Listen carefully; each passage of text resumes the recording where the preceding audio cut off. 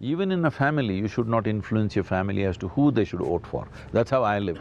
I don't even tell my daughter who she should vote for, because she should think for herself. If she wants information, I will tell her this is what has happened, but I will not tell her you vote for this. All the people who follow me, they will all ask, Sadhguru, who should we vote for? But is So it use what your brain. a lot of religious gurus have started playing an active role in elections?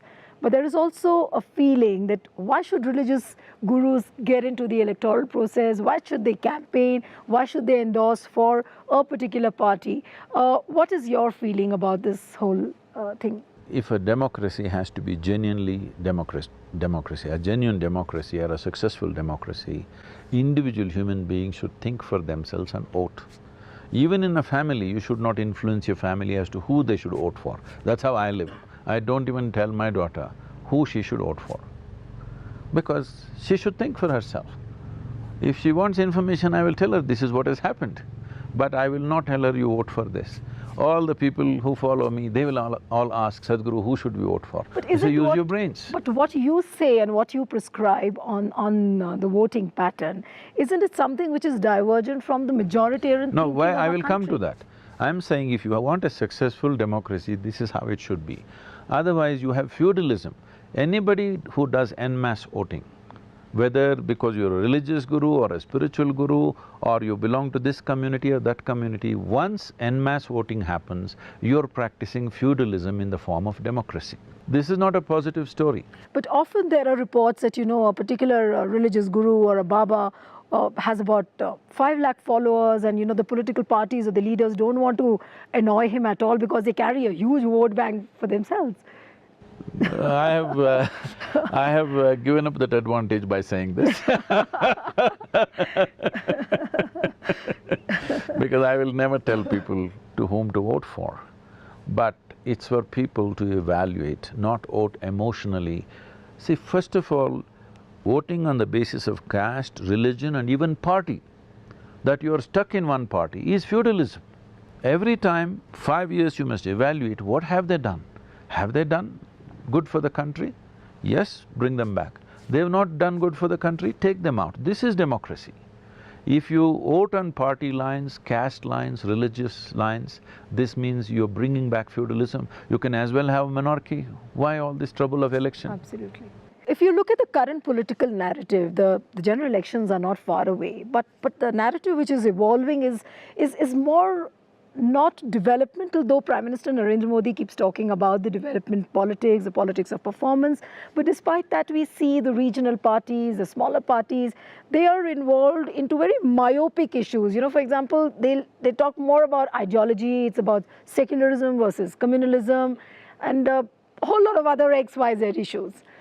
See, unfortunately, they're able to create a certain emotion about small local issues which are of no consequence for the nation. Those issues should not even exist. But unfortunately, local issues become an emotional process and people are using that.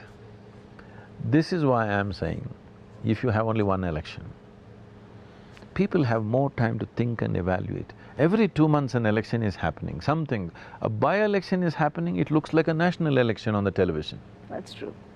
So this has to change, because in a country like India, where our economics are not great for 1.3 billion people, we don't have a great economic output. In a country like India, which is striving to develop, too much rhetoric is not going to work for us. We will waste our time.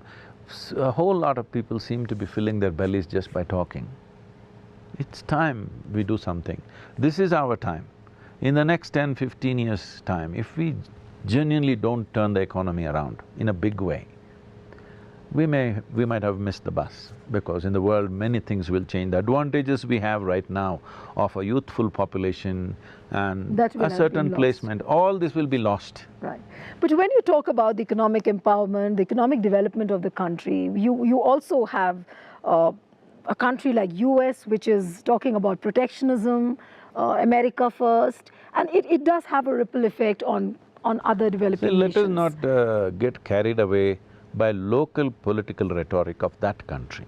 In every country, every government thinks In India, Indian government must think India first. Tell me, hello? That's true. Our Prime Minister should talk India first. He may not use the term, but everybody is working as India first. There they're working America first. So they use America first to win an election. Let's not get carried away by that. See, one important thing that needs to happen is economic development right now. For this to happen, we are thinking in so many ways, largely, doing things as other nations have done. But in our country, still 65% of our population is in farming. And we have a latitudinal spread from Kanyakumari to Himalayas. We have a latitudinal spread where you can grow just about anything that anybody needs in the world, okay? And 12 months of the year. And we have a farming capability. This means intrinsic knowledge is there. If we don't make farming lucrative in the next 3 to 4 years' time, you will see… I've already kind of surveyed this. Not even 2% of the farmers in Tamil Nadu want their children to become farmers. In 15 to 25 years' time, we will lose the ability to grow food in this country. Soil is becoming weak, water is weak, we are losing out the farming capability which is there in the human beings right now. If we do this right, we can become the breadbasket of this world. And economic well-being will be well spread out. It is not just in one tall building in Mumbai, all the money is stored up. The economic well-being must be spread out for the well-being of the country. That can only happen in this nation if we make farming truly lucrative. So I think this is the way forward. Industry, everything must happen, but the largest number of people are involved in this sector. If you do not transform that in the next 3 to 5 years' time, we have a huge problem. We're talking about, 50% of the population, which is nearly 600 million people below 24 years of age. Youth is a tremendous energy. Only if you have them focused, skilled, inspired, they're fantastic. If you leave them unfocused, unskilled and uninspired, we have the biggest problem on our hands.